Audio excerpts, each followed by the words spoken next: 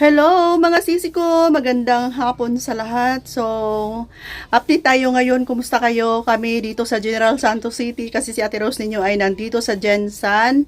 Hindi kami okay lahat. Lahat kami na taga Gensan, hindi kami okay. Grabe mga sisi. Hindi ako nakapag-vlog kasi hanggang ngayon.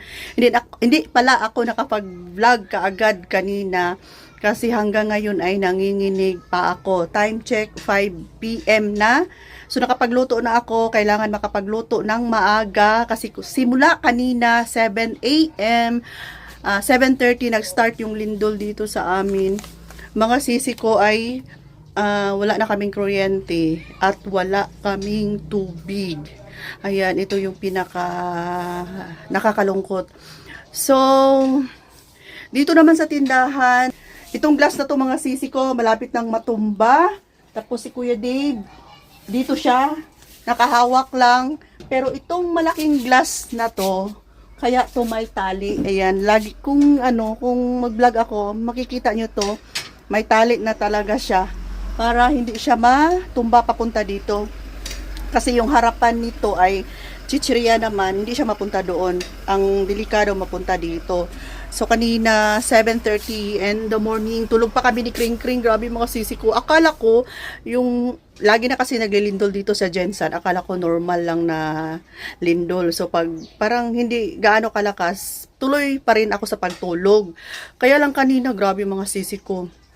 Kahit na matumba ako, binuksan ko yung door, tapos para makalabas lang talaga ako. Tapos si Kring Kring, binuksan ko din yung door para makalabas din siya. Tapos doon kami sa sala.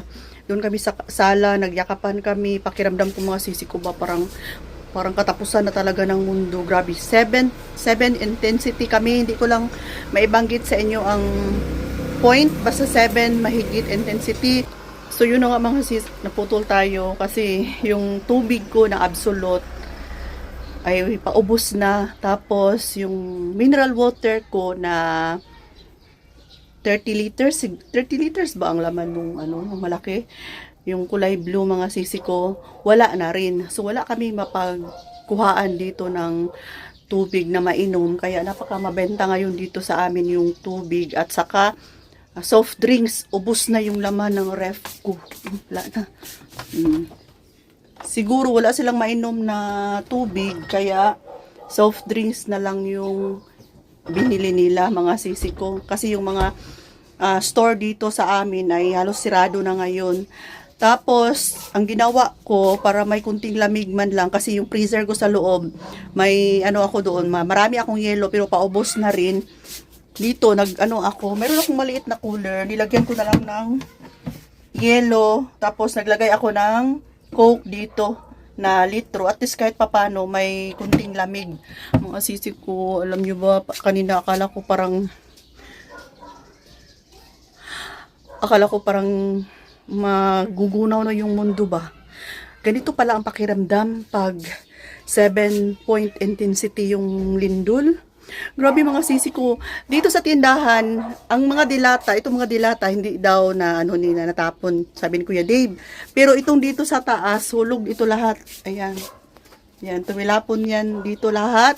Pero itong aking mga ketchup, ayan, may ginawa naman kami matagal na. Hindi siya nahulog. Tapos, dito na side, madilim na. Kasi walang kuryente, pero mamaya iilaw na yung solar. Kaya mag-invest talaga tayo ng solar sa tindahan natin mga sisi ko para pag ganitong pangyayari, kasi hindi natin alam, di ba, ang mga pangyayari. Pag walang kuryente, meron tayong ilaw. So mamaya mag-ilaw na yan, maliwanag na tayo. Tapos dito sa mga alak namin, ayan, thank you Lord. Kasi simula pa lang na paggawa namin itong aming lagayan ng mga alak, mga sisi ko, ay gumaba na talaga si Kuya Dave ng harang. At least hindi siya mabasag. Kahit anong lakas ng lindol, 7 na yun. Hindi. May natumba lang, pero hindi siya nahulog daw, sabi ni Kuya Dave. O, diba? Safe yung mga alak, pati dito. Yan, safe yung mga alak. Ayan. So, yun nga mga sisi ko. Wala kaming ngayon, wala kaming tubig, at hindi ako sure kung ma-update ko kayo kaagad kasi hindi ako makapag-upload kasi malolobat na kami, walang kuryente. Basta't okay lang kami sa mga sisi ko na kumusta na kaya sila Ate Rose, taga Jensan po kami. Panoorin nyo na lang sa mga balibalita para makita nyo kung ano na yung kalagayan sa city. Ayan, nahihilo pa ako kasi aftershock. Ang aftershock mga sisi ko malakas pa rin. Akala ko yung aftershock yung ano na ba, kunting ano lang, kunting kilos lang ng ano dito sa lugar namin, pero malakas pa rin pala. So yung Jollibee dito, maraming Jollibee dito, may mga Jollibee dito na ano talaga, hindi na talaga pasukan ng tao. Thanks God mga sisi ko kasi lumindol, di ba, pasukan na ngayon. Monday ngayon, kung anong araw ako makapag-upload nitong vlog ko. Aftershock na naman. Dito si Kuya Dave. Basta Kuya Dave.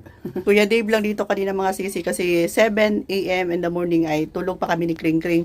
Buti na lang talaga na maaga nag-start ang lindol mga sisi ko. Kasi pag siguro mga naka 10 a.m. na, delikado na kung may mga opisina na, may mga workers na sa mall, may mga tao na sa mall, lalong-lalo na kung nag-5 yun ng hapon or kahit na tanghaling tapat, nag-start yung lindol mga sisi ko. Thank you Lord. Thank you Jesus Christ na napaaga yung lindol. Kasi pasukan na nga, June na ngayon, pasukan na sa ibang school. May school dito, dating school ni Kring Kring. Nung high school pa siya, from first floor to fourth floor, wala na.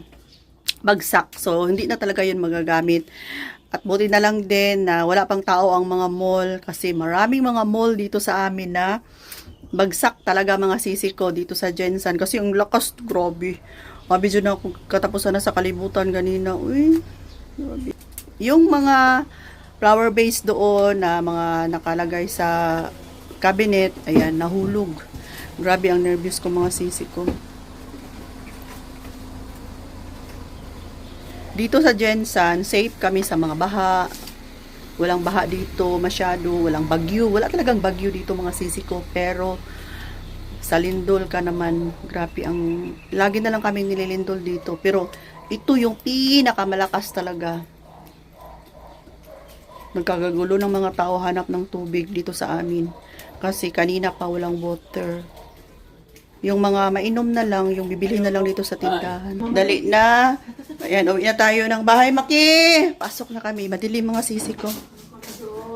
Ayan. Meron ako natirang karne dito na ito. Lutuin ko na lang to ngayon ay marinate ko muna tapos i-adobo ko na lang kasi yung rep ay wala nang yellow, baka masira to. Lutuin ko yan ngayon and pasok muna tayo. Napakadili na, time check 6 p.m. 6 in the evening na, 6 p.m. Yan, napakadilim pa ng bahay. Ito dito, nagtalsikan yung mga mababasag na mga kagamitan. Tapos, mamaya pa mga sisi ko, mga 6 pa, iilaw na tong ating solar na malaki. 6 pa yan siya. Sa ngayon, hindi pa siya pwedeng i-on. Hindi siya mag-ilaw kung i-on mo siya. Maghantay kami ng siguro mga 6:30 bago yan mag-light mga sisi ko. So, Grabe talaga kanina mga sisi ko. Uy, dito si Kring Kring sa terrace. Oh, liwanag pa pala dito. Dito lang sa Pupoy, si Pupoy kanina. Si Pupoy kanina, takot. Ahag siya kay ate. Ahag din siya kay mama. Kasi si Pupoy buyo kay giatake. No, takot ikaw, Bi? Takot ikaw sa lindol, Bi? Harapit ko kay mama, dali. Nakaintindi din siya, guys. Naglapit mo siya Takot sa ang amin. boto. Takot ang boto ko. Ayan. Okay, so mga sisi ko hanggang dito na lang muna at ako ay magluto pa ng natirang karni para prepare. Nahihilo ako mga sisi ko. So bye for now. Napakadilim.